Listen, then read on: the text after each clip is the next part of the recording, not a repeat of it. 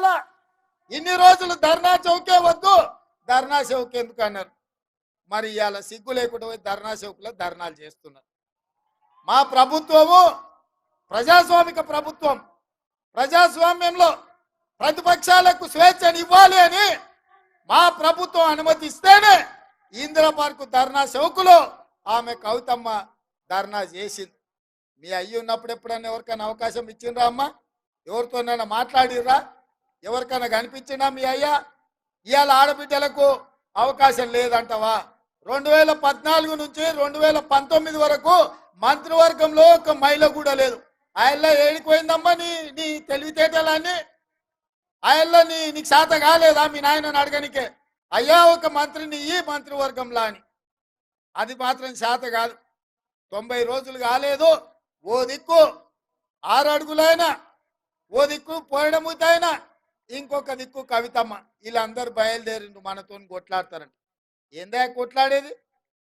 మీ శాతనైతే మీరు ఏం చేసిరో చెప్పురు. ఇక ఆయన మేడిగడ్డ 3 పిల్లర్లు పోయినాయి. 3 పిల్లర్లు పోయినాయి కాబట్టి అవి కట్టురని. ఎందుకు తొందర పడుతున్నావు కేసీఆర్? బండారం బయట పడుతుందనా? మేడిగడ్డ కాస్త మేడిపండు అయింది, మొత్తం కుప్పగూలుతుంది, మళ్ళీ వాన వస్తాయనా?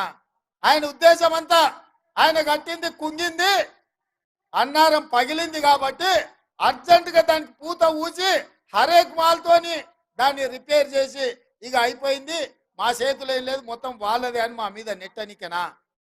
అందరం కలిసి పోయినాం కదా, శాతనైతే అల్లు వచ్చేది ఉండే. ఏమైందో మేడిగడ్డలా చూపించటోళ్ళం. ఇవాళ రిపేర్ చేయి అంటుండు. రిపేర్ చేయడానికి అది వనికి రావాలి కదా. అదేమన్నా అక్కడికి వస్తుందో అక్కర రాదో ఇవాళ అధికారులు చెప్పాలి కదా. ఢిల్లీ నుంచి నిపుణులు వచ్చారు, వాళ్ళు వాటిని పరిశీలిస్తారు. ఉన్నది రిపేర్ చేస్తే నడుస్తుందా, మిగతాది కూడా కుంగిపోతుందా, మొత్తం గూలగొట్టి కట్టాలనా లేకపోతే దాన్ని రిపేర్ చేయాలనా అని ఇవాళ అడగాలనా లేదా?